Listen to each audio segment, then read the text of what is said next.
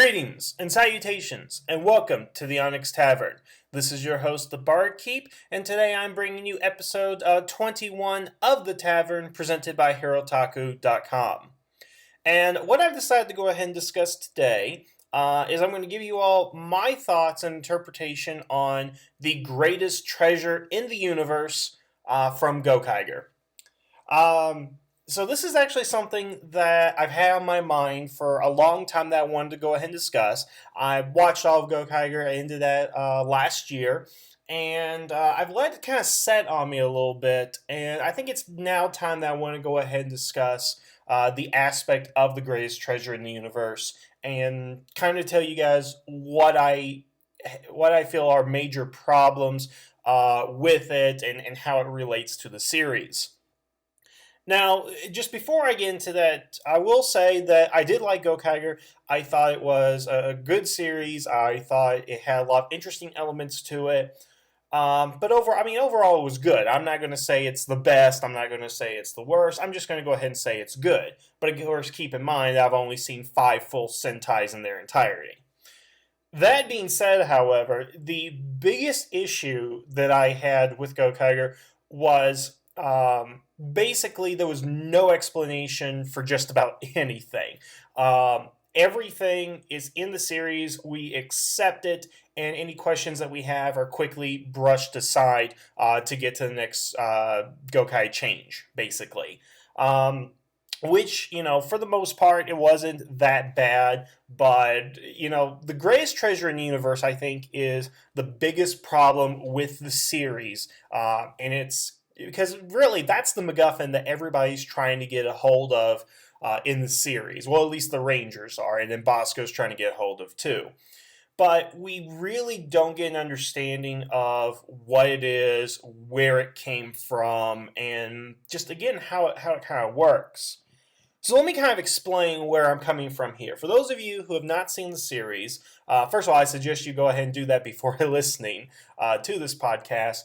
But in episode 49, the Gokaiger finally attained all the keys, they obtain all the greater powers, and they learn how to obtain the greatest treasure in the universe. This is obtained by, 1, turning Navi into a giant door, which has 34 locks, which conveniently the 34 Red Ranger keys will open. They travel through the door to the center of the Earth, where they find this pyramid device that is the greatest treasure in the universe. Now, through it, the spirit of the Earth talks to the Rangers and says, you can use this to do anything you want. Basically, what it's saying is that it's a god device, or the time matrix, as you will, from the Animorphs series. It can change reality as we know it to make it anything that you want. And the Rangers, ask, can we bring back our dead relatives and loved ones? Can we bring our planets back and all that? And then the guy and the spirit of the Earth's like, sure, why not? And then he says to the Rangers that you need to use all the Ranger keys to activate it. But Don makes the point, well, if we use it, what happens to the powers? And the Spirit of the Earth says that they will be erased from existence as if the 34 Sentai do not exist. And then that leads us into, the moral choice of what to go ahead and do with the powers.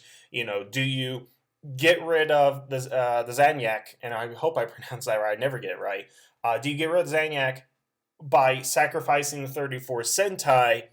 And then, is it more morally right to do that, basically? And that's kind of the bare bones of what it is. Now, ultimately, the Rangers decide not to go ahead and do this, that they don't want to go ahead and sacrifice the powers.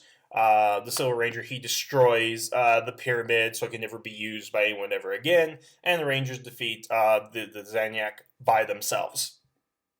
So, basically, the entire series is building up to this one device, this great treasure that Bosco and the Rangers are trying to look for. And there are a number of things that I don't understand. I mean, first of all, let's talk about the origin of this device, or lack thereof, basically. What we know from the series as a whole is that after the Legendary War, all the Rangers, all the 34 previous Sentai lost their powers, and their powers manifested into keys, which were collected by the Red Pirate Gang, Aka Red, Bosco, and Captain Marvelous.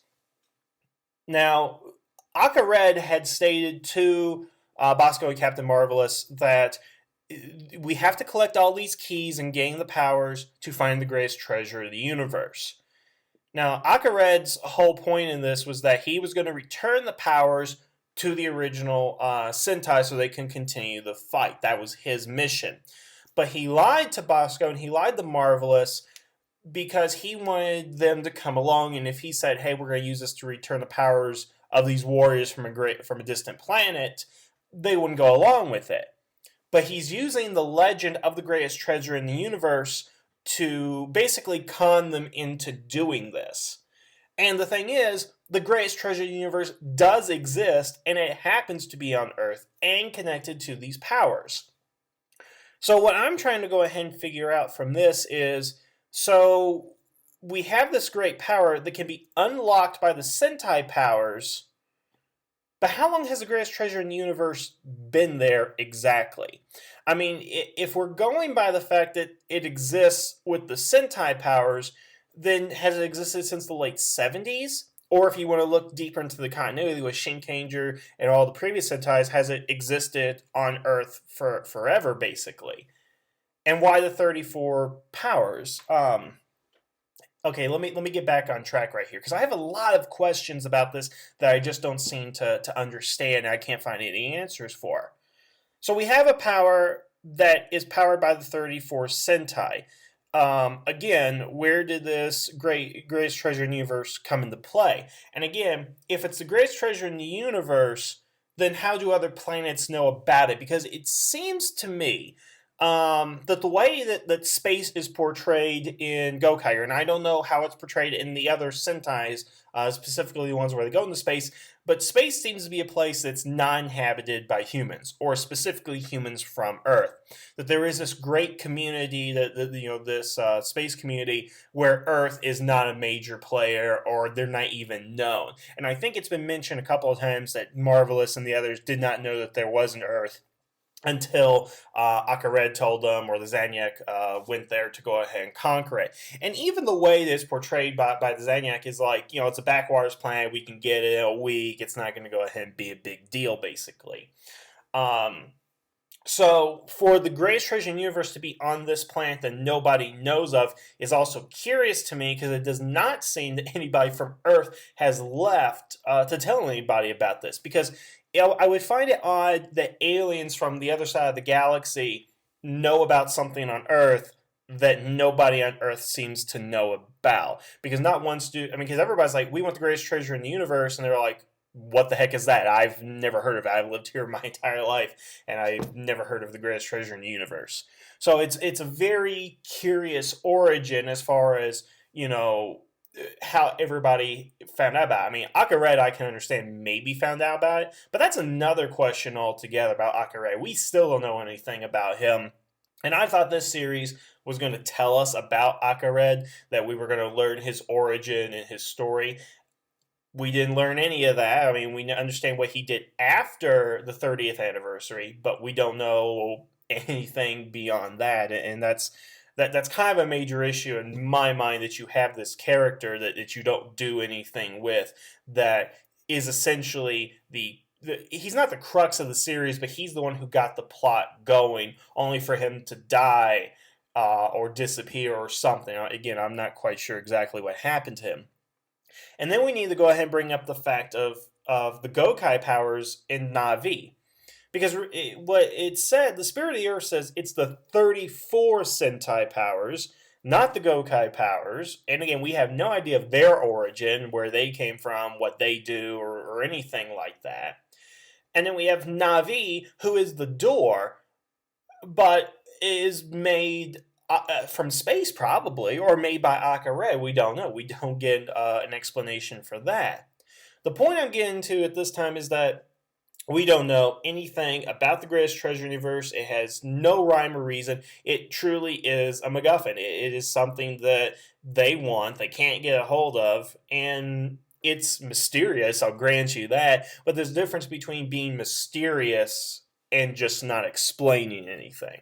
So I don't understand the greatest treasure in the universe, how it's tied to the Sentai powers and so forth, especially if one existed far longer before the other. Now, the next issue is like, okay, so Navi becomes the door and leads them to the center of the Earth. Okay, did you really need the door? Did you really need the Sentai powers to get there? We know that the Sentai powers are necessary to activate it, but it seems getting it doesn't seem to be that difficult. I mean, granted, humans would not be able to get to the center of the Earth, but with Sentai powers and all the special abilities that they have, somebody could have gone to the Earth a lot easier and then get the keys later. Which brings up another question: what if somebody did go there? If before the Legendary War, somebody went down there, got the greatest treasure in the universe, and then tried to activate it? Well, you don't have the keys. Does that mean you have to have all 199 Sentai within the same room together to activate it?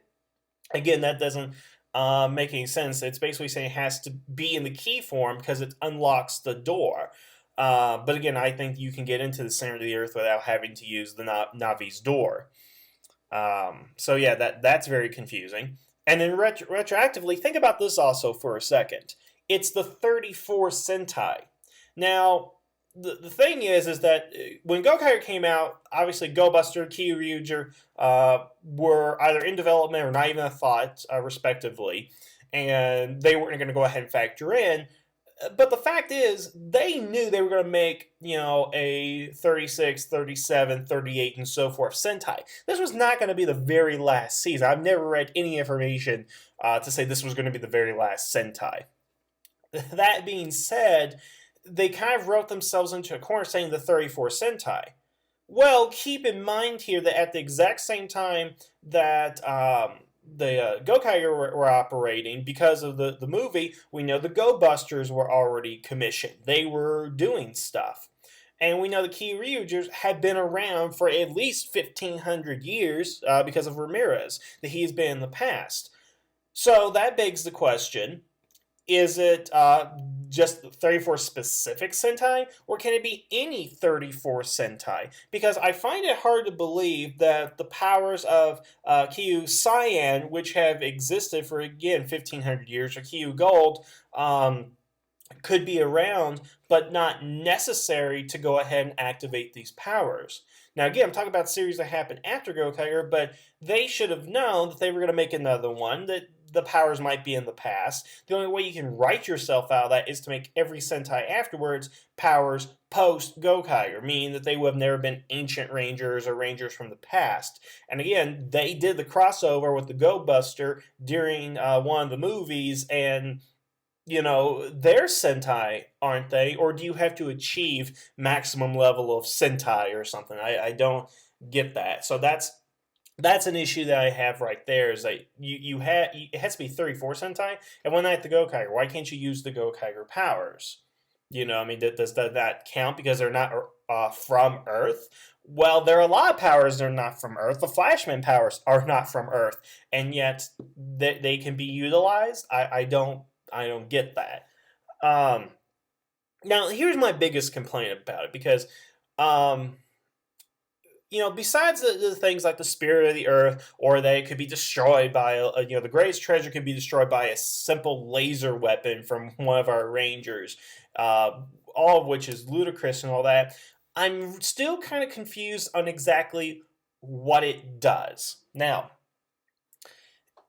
again, it's a God machine, it's a time matrix of sorts. They want to go ahead and use it to erase the Zanyak from history. And they believe by doing this will go ahead and make their planets free, bring everybody back alive and stuff like that. So there are two ways of looking at doing this. There is the God machine, where it basically says, God says, Deus Ex Machina, and then suddenly they're all gone and history is changed for it. Now, if that is the case, then what's going to happen to the people who are part of the Empire? Because that's something that people need to go ahead and understand, this is not a soulless, mindless empire. This is not the Dominion from Deep Space Nine of genetically engineered and cloned aliens with a center figurehead or in the founders, basically. This is an empire that is made up of soldiers and civilians in there. You have planets that were conquered, planets that may have formed this empire. Because I'm willing to believe that the Zaniac are not just all costume monsters. That there are humans. That there are actually people in there. That they're innocent civilians. Because even look at the Empire from Star Trek. Yeah, I mean, it was the Republic before, but it was more than just stormtroopers. It was people on, Naboo and Coruscant. I mean, if you had Luke Skywalker erase the Empire from history, then technically you're erasing a lot of innocent people. So they're talking about erasing the entire Empire, and then everything would be hunky-dory. But what happens to the Rangers and their memories? I mean, are they still the Gokaiger? Do they still have the Gokai Galleon? Did the legendary war even happen? Because then we have a paradox at that point. Because if you erase the Sentai from history, and I'll get into more of that in just a second, then they would have never fought the Zaniac, they would have never formed the keys, and thus the keys would have never been made to get to the greatest treasure. See, you see where I'm going with this? It's a time paradox that one cannot happen. Now, if it's a God device, then yeah, I can go ahead and believe that, God or whatever could come in and erase those things and reshape the universe that way. But let's also look at it as a device in which to change history and time. Because it could be that they go back and, if you want to stop the United States from forming, you go back and kill George Washington when he's crossing the Delaware. Another reference to Animorphs here.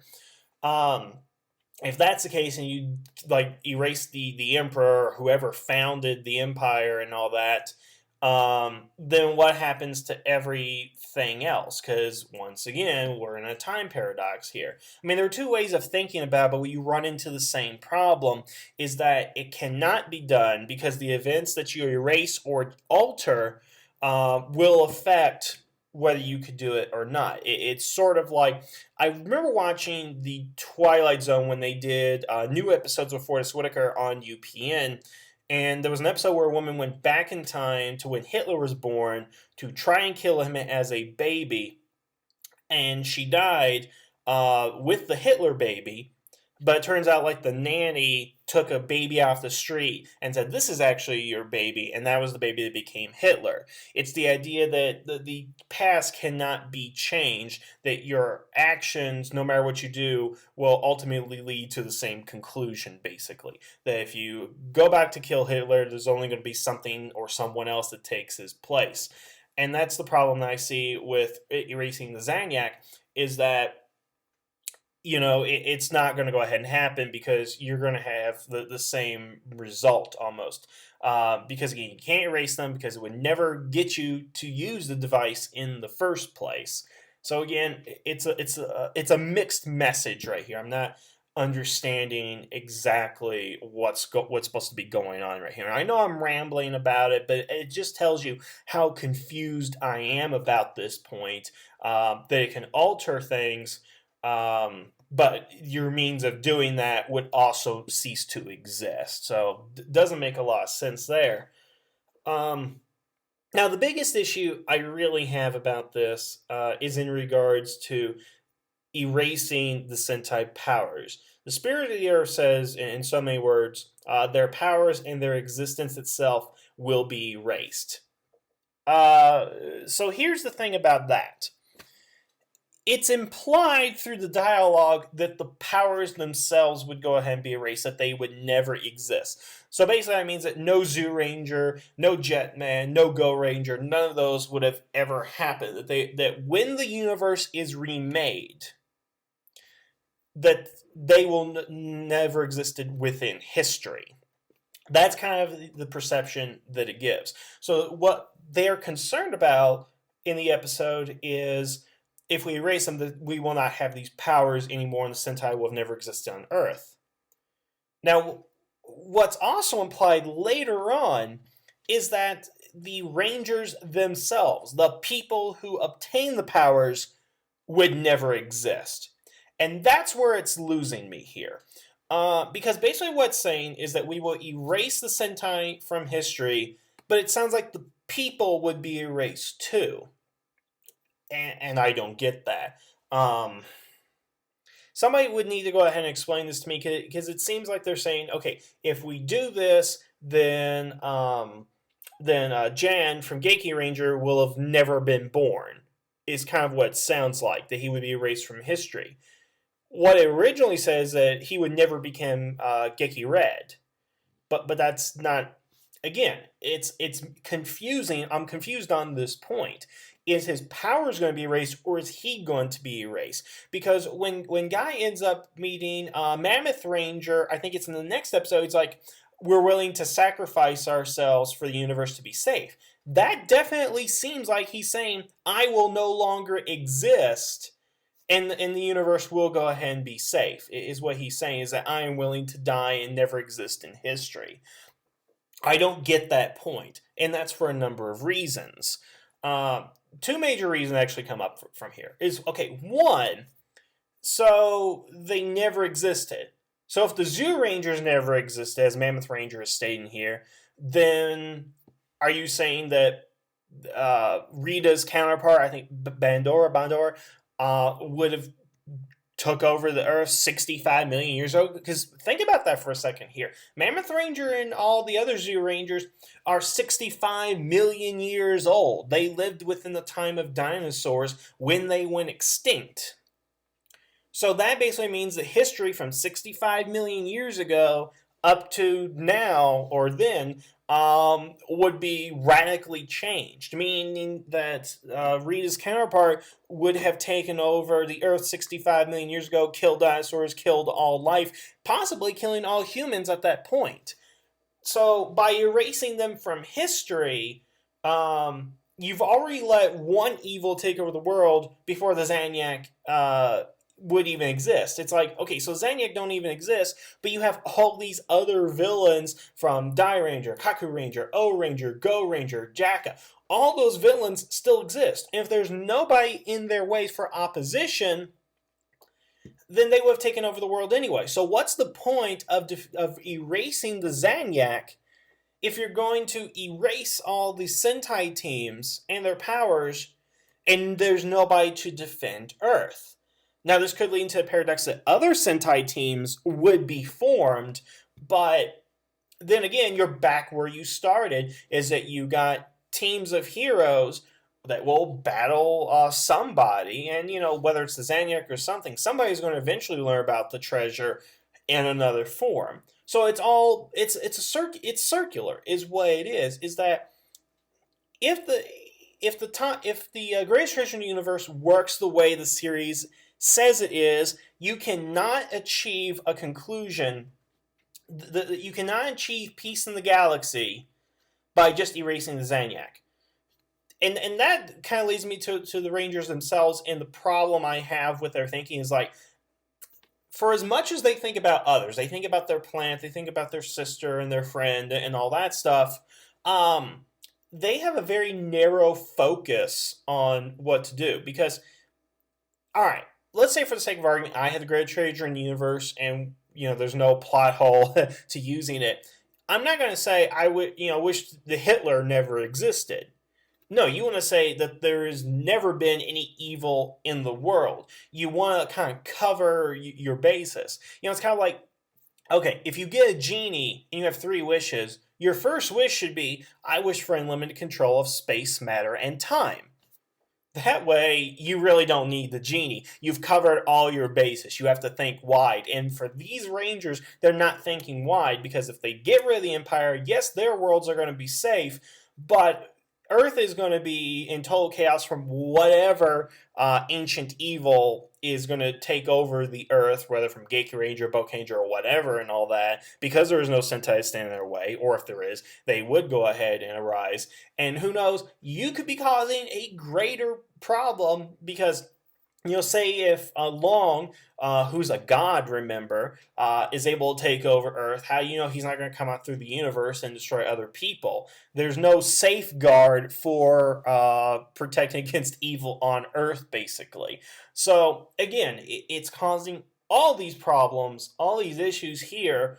Um, and then the second issue I said that I had is like, why not do the obvious? If it is truly a god machine to where you can recreate and reshape any way you want, why can't you make a universe where the Sentai exist and the Zaniac don't? Why can't it be that way? Well, why can't you do that? That's never discussed by either the Earth Spirit or the Rangers or anybody. Nobody says, well, can't we just remake the Earth with them?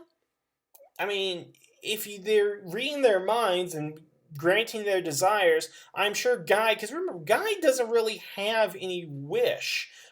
He just like being part of the team and being the Rangers. I mean, if Don's going to ask for his planet back and Luca's going to ask for her sister back, then why isn't Guy going to say, I wish that the Sentai still existed? Can't you do that? Or is it like the genie where you can't wish for a million wishes? That's never explained, because that would be the easiest way out.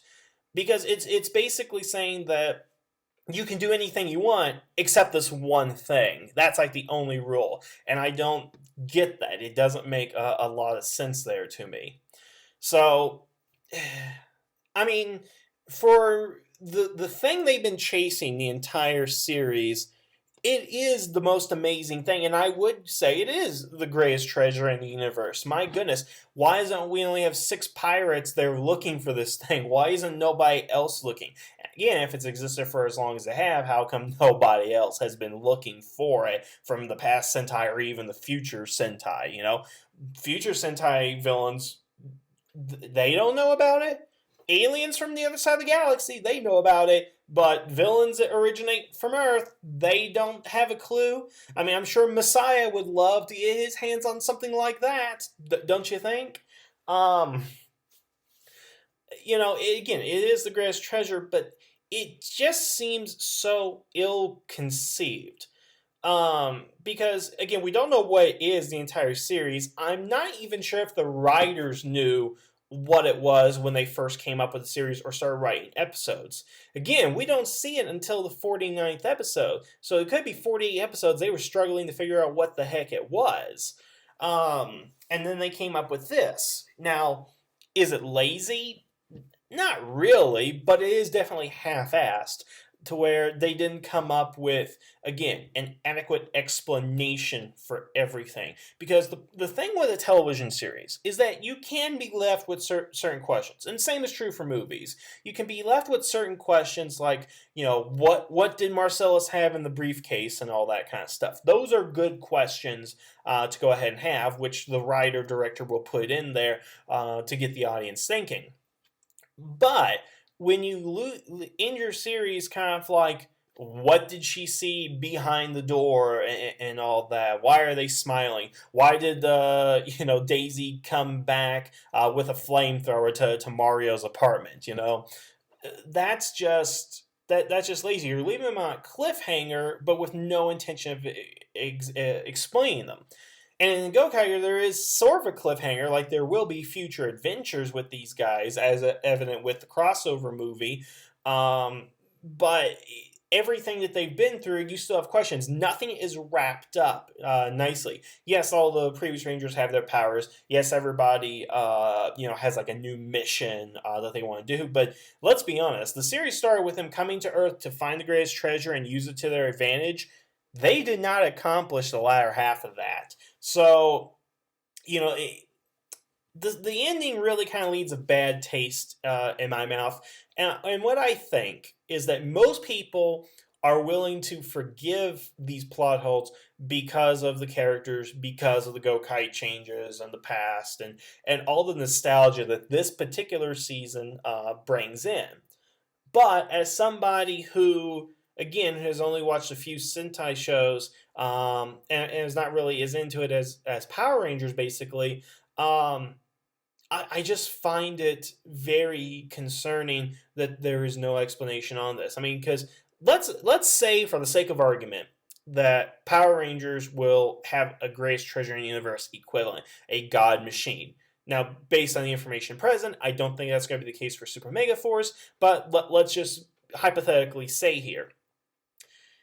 Power Rangers has been known not to explain things out of laziness or sheer incompetence by the writers. But that would be something that American audiences would definitely want to go ahead and see. I'm not saying Japanese audiences don't want an explanation, but you have to explain this somehow for somebody. Somebody's going to be out there. I don't get that. It's never been explained. And here's the funny thing. I have never read on any of the Gokaiger forums or Ranger Board or anybody disappointed with the greatest treasure. Nobody has brought up this question. And when I was watching the show with my wife, she didn't even bring up this question. I was like, honey, don't you get it? She goes, no, I don't get it. And I explained all that I talked to you guys about, and she goes, so? So maybe I'm overthinking it, but I don't think I am. I really believe that this is a issue with the series as a whole. It's a letdown of a conclusion when you find out what they choose to do, which is not use it, fight their own way out, which is great because it's basically saying don't take the easy way.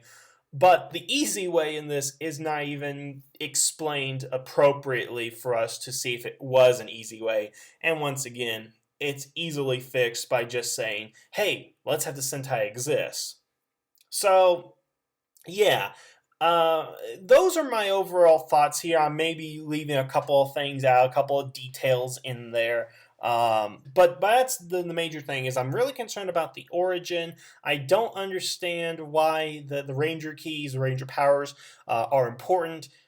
Will the powers or the Rangers themselves, the people themselves, be erased from history? And why don't they go ahead and just make a universe where Sentai exists and Zaniac don't? So, again, those are my major issues right here. What I would ask all my fans out there to do is, like, if you have an idea or have a thought about, anything on this, please leave in the comments below. Is there an explanation I'm missing from some extended universe material that was only printed in Japanese? How do you guys feel about it? Do you think it's good? Do you think it's bad? Are you okay with it? Or didn't I even cross your mind? So, again, just kind of let me know what you guys think about this. Is it a big of issue for me? Because, again, it doesn't ruin the series, but it just leaves a bad taste in my mouth when I think about the overall story, basically. Let me go ahead and end with that. But I want to thank you guys for listening to my thoughts here today. You guys enjoy the rest of your day, and we will see you next time. The tavern is now closed.